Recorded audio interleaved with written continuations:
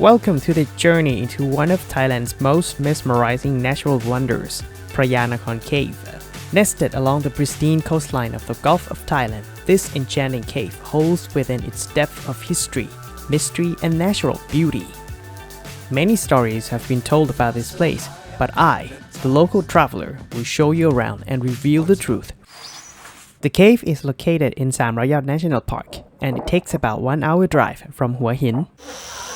This is Lam Sala Beach, and there are only two options to get to the cave: trekking up the hill or taking a boat ride. I am going to take the boat, and then I will arrive at the beach, and then I will walk from the beach to the cave. And inside the cave, there is a pavilion, which is very beautiful. As there is no boat pier, we have to take off our shoes and walk into the sea to board the boat. And this is what I'm talking about. So make sure to wear easy-to-dry shorts. It will take about 15 minutes to Lam Sala Beach. If you choose to trek, you would trek along the cliff on the right-hand side, and during the day it might be hot, especially from the noon. Here we are at Lam Sala Beach, that's located right behind the mountain. The beach is pretty quiet, as most of the travelers would go right straight to the cave. Some would arrive here in the early morning, so they could stay at the beach and swim in the afternoon. You may find some cute little friends like cats and monkeys here. There is a restaurant where you can buy some water before trekking to the cave. And from here I gotta walk around 625 meters to the cave.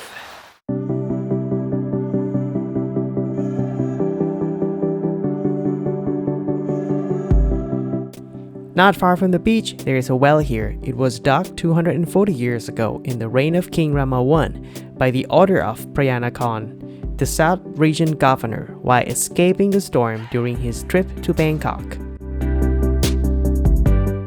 The well itself is 4 meters deep and 1 meter wide. On the way to the mountain, there are trees with large vines, and it's so easy to find birds. Now we have reached the foot of the mountain, and the cave is just 430 meters from here. Before trekking, make sure you have no health issues. The mountains around Kharuehat National Park are mostly limestone mountains, which have been formed from the sediment originating from the ocean bed. I am trekking up the hill, and it is pretty tired. The best suggestion for you if you plan to come to this cave is to wear the trekking shoes, and also bring some water because you will be thirsty for sure. Guys, look what I just found. I found the Dusky leaf monkeys, and they are over there. The Dusky leaf monkey is a relatively tame animal. During the day, you may find them eating or sleeping on the trees. By the way, do not stand underneath them, as they could pee on you. It might be a bit difficult to find a phone signal from time to time. There is 130 meters left, so keep on pushing, guys. Come on! Bye. There is a viewpoint that we can look back to the beach down there. After reaching the summit, it's a time to walk down, and it's much more comfortable.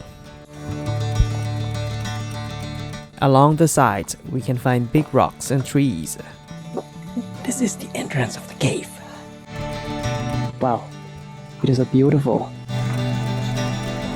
We are now close to Phraya Nakhon Cave, and the rocks here are porous because this area used to be underneath the sea. Look at the stones.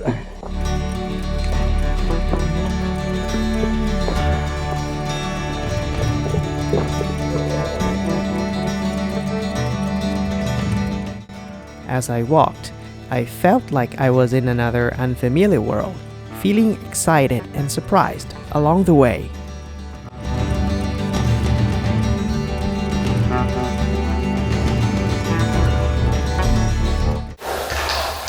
This is the mouth of the cave.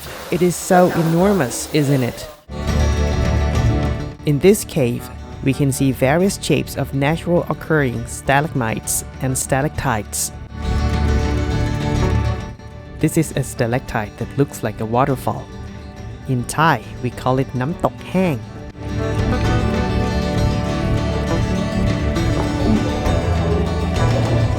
Even though the walkway is made in steps, it's dirt and can be slippery.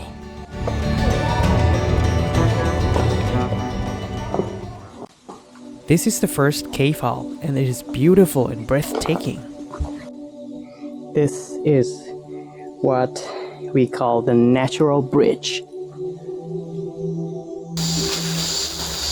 The ceiling of the cave hall used to be closed, but it collapsed a long time ago, causing the holes leading the light that shines down to the ground. The atmosphere inside is cool enough for the fern to grow on the cave wall.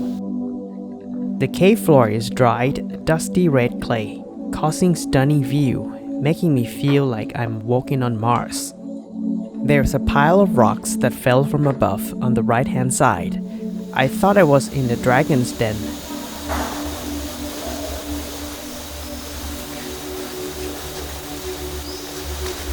Let's continue to the second cave hall, which is the highlight of this trip. And this is the walkway, but it's a bit dark, so you must be careful. The floor in this cave hall is different from the previous one. It's a bit humid and slippery. And here we are. Guys, I am here in Phraya Nakhon Cave, and this is the pavilion of King Rama V. This is not a temple, but the royal pavilion of King Rama V. It's made of wood by hand in Bangkok and conveyed to assemble inside this cave for the arrival of King Rama V in 1890. From 10:30 to 11:30 every day, the sun will shine right through the ceiling down to the pavilion, causing amazing view. These are the inlays of the Majesty hand drawing. The right hand side belongs to King Rama V, and the left hand side belongs to King Rama VII. We can walk around to explore the cave. I think there is something white up there on the cave wall, and it's just a spider web. This is a pagoda stone, and it made me feel a bit creepy. This rock doesn't have name, but it looks like a back of a gorilla. Although there are so many stones to see, but it's 4:30 p.m. and it's getting dark, so I had better go out to the cave before it's too dark. Always remember where you get in when you are in the second cave hall, as it would be difficult to find a way out when it's getting dark. Moreover, spare your time for the way back, as it could take about 30 minutes. I do suggest you to travel in a group, as there is at least someone with you when you need help. If you are interested in visiting Phraya Nakhon Cave with a tour guide in a small group with a pickup from and to Hua Hin, feel free to explore more details or book the trip from this QR code or the link in the video's description.